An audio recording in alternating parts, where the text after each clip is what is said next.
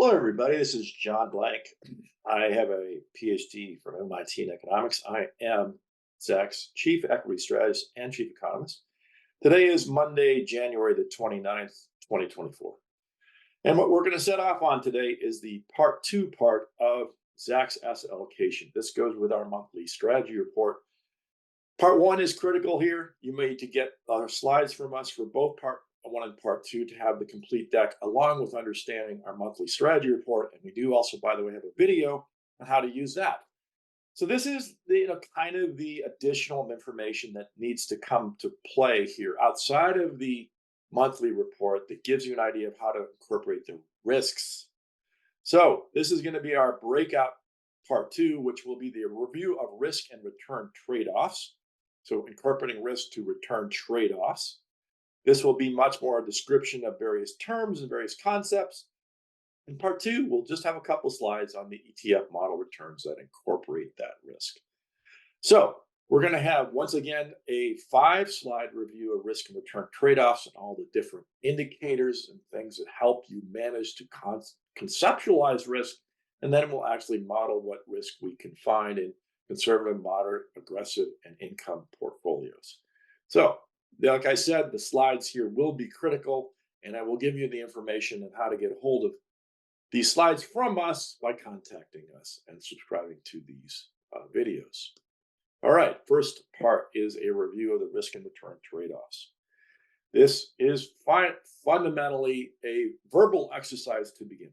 A review of risk and return trade-offs will start with what is return and how is it measured? We will then go to what is risk and how is it measured? And then, of course, the risk and return trade-off. So generally, return on investment is defined as the dollar amount an investor has realized over and above his initial investment or principal amount. So P naught is your principal amount. P naught was the original principal. P1 is the realized dollar amount. So the difference between what you realize from your initial principal. D and I refers to dividend interest amount. And of course, you multiply that by 100. So when P1 plus D1 is greater than your initial principal, that is a positive return, that's profitable. And when it's less than that, it is negative, or you've had a loss of principal, or at least loss of time value of money. When the investment's into bonds, we receive dividends. And when the investment in, when the investment in stocks, you receive dividends. The investment in bonds, you receive interest. So keep in mind, though, here is where the rubber meets the road. There are a lot of different costs that have to be incorporated in this over time.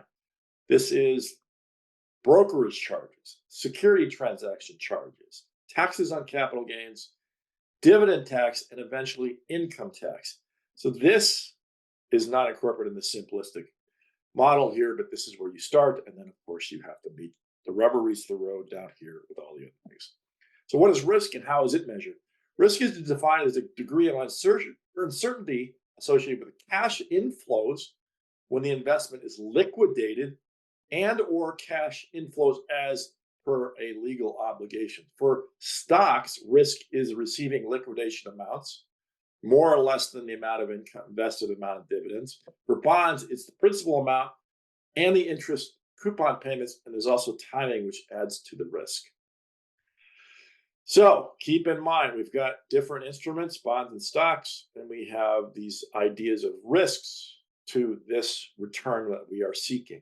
So risk return trade-off, down here I put it in yellow. You can kind of get the X and Y axis, the X axis of risks, the Y axis of return, and of course, the more risk you assume, the higher the return you will get. Now, this is why we have here in purple these slides to begin with. The risk return trade-off is in turn a function of an individual investor. So there's no way to use my market strategy report monthly without incorporating these factors, and they are specific to you. Your age. Of course, investing at a young age might want to be more aggressive than at an old age. You want more income at an old age. Education, how well educated you are in understanding these concepts. How much investment you have to make in education, whether you will make investment in education in yourself or in others. Earnings, how much you make now, how much you did make, how much you will make. All these things matter to what your risk and returns are. Of course, you're expecting less income in the future from your earnings. You might want to figure out what that means for your portfolio returns now. Social context.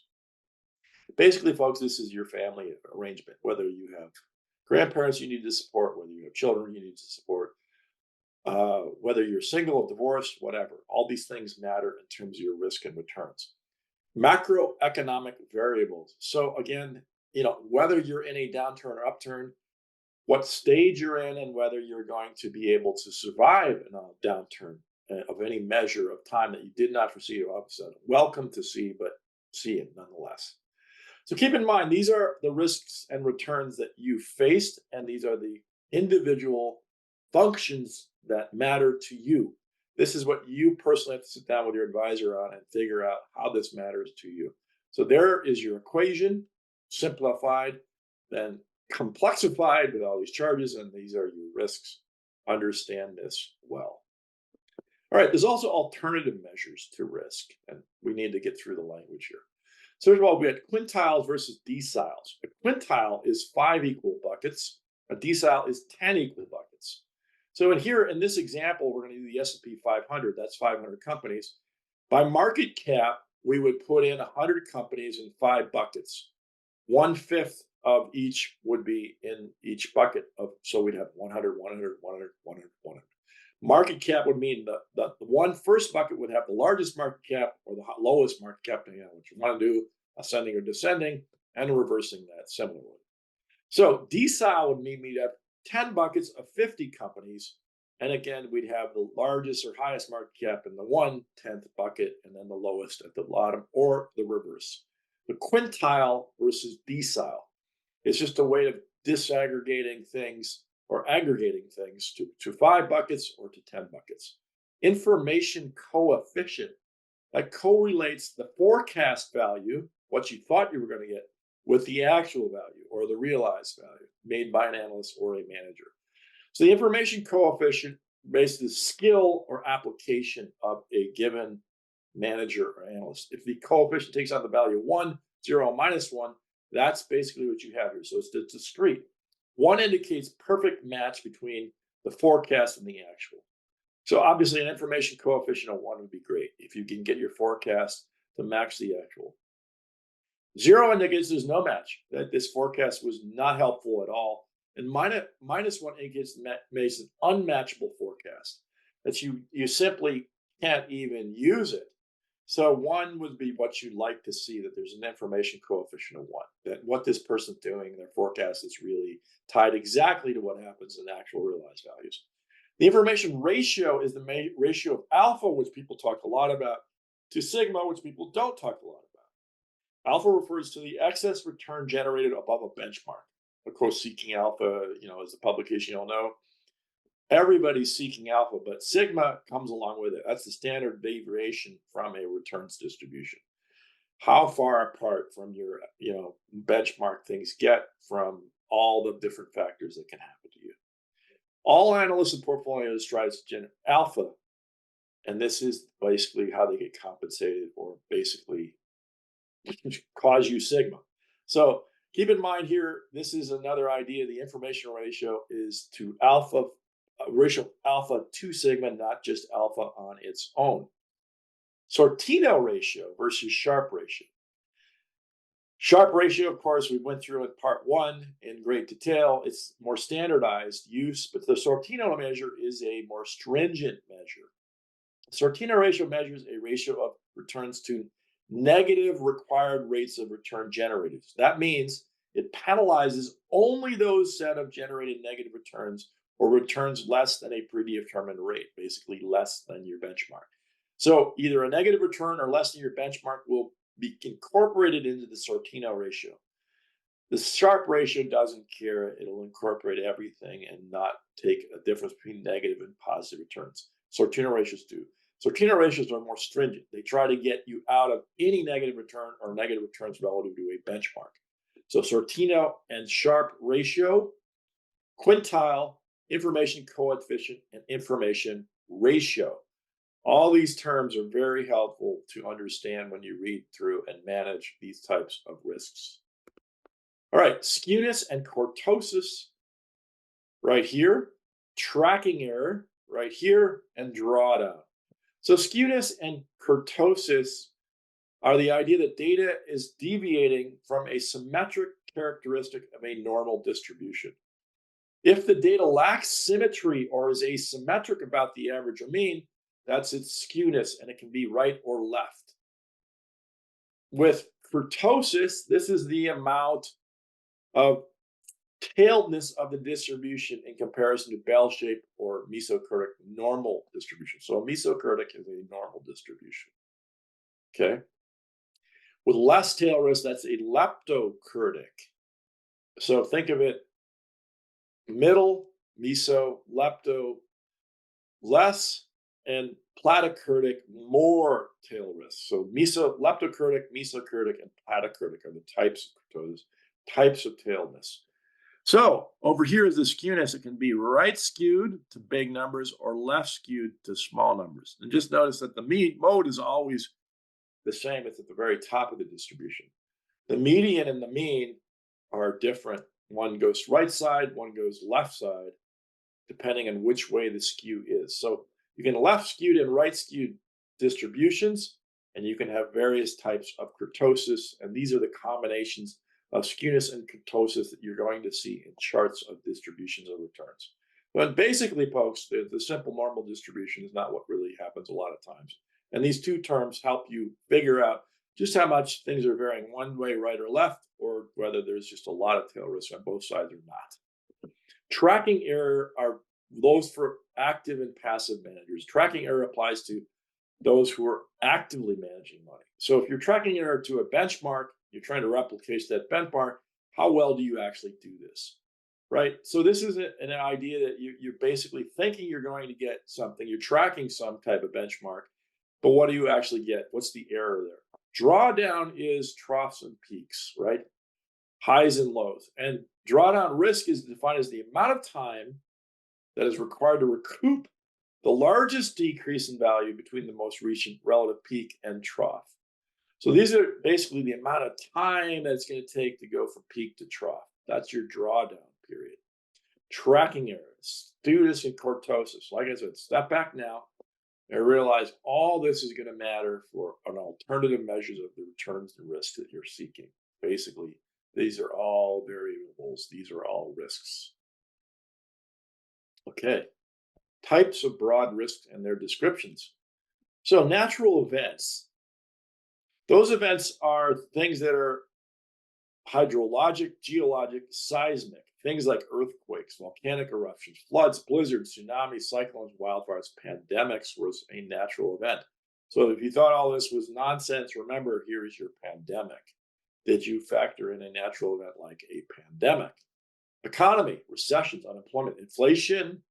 Inflation was a risk and we faced it, or regulatory changes that can be considered economic risks. So how the Fed runs emergency lending changed. You must have factored in a regulatory change and inflation change. People are always worried about recessions, probably too worried about these and not worried enough about all of these because they don't think about these enough or as well. Business continuity, the permanence of business or going concerns, that products and services have falling demand or substitutes or paradigm shifts, all these distribution channels and demand and supply. Business continuity matters. So whether the business has continuity, whether it's going to stick around, you have to review this periodically. Technological advancement, game-changing disruptions, internal and external cybersecurity. So again, cybersecurity is a big issue right now. Digital innovation right now. Transformation right now. Technology really does matter in this whole story. How you're incorporating that risk. Politics. We got an election this year. It's 2021. These arrive in all countries and how countries interact with each other. It's trade relationships, security treaties, climate change, territorial disputes, supply chains, things like this. And of course, ideology and governance messages, the choice that we make, the disputes that we have. All these matter in terms of politics. Labor markets. So we can get into unsafe jobs, inequality, wages, and all the different ways that the strikes and women and youth factors come into the labor market and affect the returns you might earn. Financial risk is market risk, credit risk, operating risk, and valuation risk. These are typically stuff I do track in my portfolio of monthly reports. A lot of this, though, will be different and come along as well. So again, financial risks is what my report can cover really well. These other risks are things that this discussion is aligning yourself to know that these are additional risks that you have to start to think about when you manage your portfolios. All right, I also want to do a review of the efficient frontier, the capital markets line, the CML, and the capital allocation line, CAL. So first of all, investments are basically postponing current consumption for the expectation of future consumption. And you're buying different prices of assets, stocks, bonds, commodities, real estate, bullion, and Forex to achieve that. So you're going to come up with an investing philosophy that do this. And this is basically what we get in terms of options and choices that are available to us for doing this. So when we get an investment philosophy and our options and choices together, what happens is we get to these three concepts. First, the efficient frontier. Those are optimizing the risk-return balance, can be viewed as optimal portfolios. So here, higher standard deviations, higher returns, and this optimum is this thing called the efficient frontier. Harry Markowitz came up with this concept, and you want to be at that efficient frontier if you can. So when we start this in real life, the capital market line and the capital allocation line have a beginning or a risk-free asset return that will typically be, in this case, like a long-term treasury rate, which is around 4%. So from that 4% rate, you have the capital allocation lines that go up in terms of how much more you're allocating to risk and getting more returns. And of course, the capital markets lines, which is actually where the markets can get to your optimum. So your allocation versus the market's optimum is the issue here. Your allocation might get you here. Your optimum could get you there. The capital margin line is a straight line passed with its intercept right here from the risk-free rate up to that optimum. You draw it from the risk-free rate up to the optimum along that efficient frontier. That's basically that idea. So capital allocation, that's what you're doing with, and we will see in these next two slides what's going on with capital allocation across different conservative, moderate, and aggressive strategies. So that gets us all the way to Zacks ETF model returns that incorporate risk. This is our final stop, and we've got two slides to go through. Number one, annual returns by class, correlation coefficients matrix, variance covariance matrix, and over here, the model portfolio returns performances. So first off, keep in mind, this is from 2019 to 2023. So we've got 5 years of time from a pre-COVID period to now to look at. So we started in May of 2019, which is, basically before COVID, and we're ending in the end of 2023 on all these terms. Conservative terms, of course, look at this first of all. 2019, we got 7% out of this. In 2022, during the downturn years, we got 12%. And then 2023, we got a recoup of that to 13%. So over here at aggressive, you can see we actually got more returns in any positive year, but deeper and worse returns in the negative years. So that's what happens here. You get more returns in good years, but you get worse returns in bad years. So you got to factor in that one bad year relative to these other groups. So you think it's a big deal? Yeah, look at income in 2022, it was -6. And aggressive, you would have been down -18. So income and conservative are somewhat matched up, but you can see income has much lower deviations of returns than conservative. Conservative gives you higher, basically, stocks, and then higher market volatility from stocks, and you're going to see these be different than incomes. So the correlation coefficient, as you can see, is super high for across any of these. So the ETF income, even if you're going to do it, one for itself, of course, but even with the conservative, moderate, aggressive, they're also basically about 95% correlated. Very highly correlated things today. This is a basic concept you need to get to. Variance and covariance. The diagonal elements, these elements are your variances. So this is all one set of information. You can see there's a lot of variance in an aggressive portfolio and very little variance in a conservative portfolio. And then relative to the other ones, you're going to find these off diagonal elements, and your covariance is out in these areas. So if you start out with $10,000 in each of these areas, 5 years later, you would have ended up with these numbers. So yes, of course, this is better. After inflation adjustment, this is what you'd have. Compound annual growth rates are here. Of course, this is higher for the aggressive one. Inflation adjusted, though, you can see is down at a 5.6% return annually. Here's what you need to look at here, the standard deviations. You have 18% versus 10. And that's really quite significant. The best year versus the worst year can be quite dramatic. Here's where you can say, if this is something you can survive, then you probably should chase this. But if you can't, then you should go with income. So that gets to our max drawdowns, the Sharpe and the Sortino ratio. So the Sortino ratio, since we're excluding, we're only looking at things that are positive, is higher than the Sharpe ratio almost always, or in this case, always.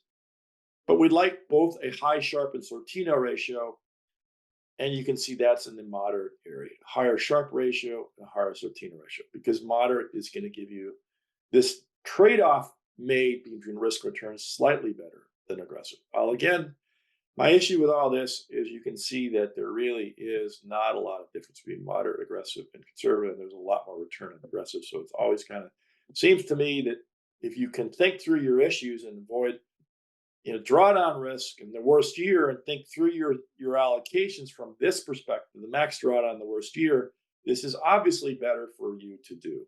Keep that in mind. These are the numbers you need to think about. Max drawdown, worst year.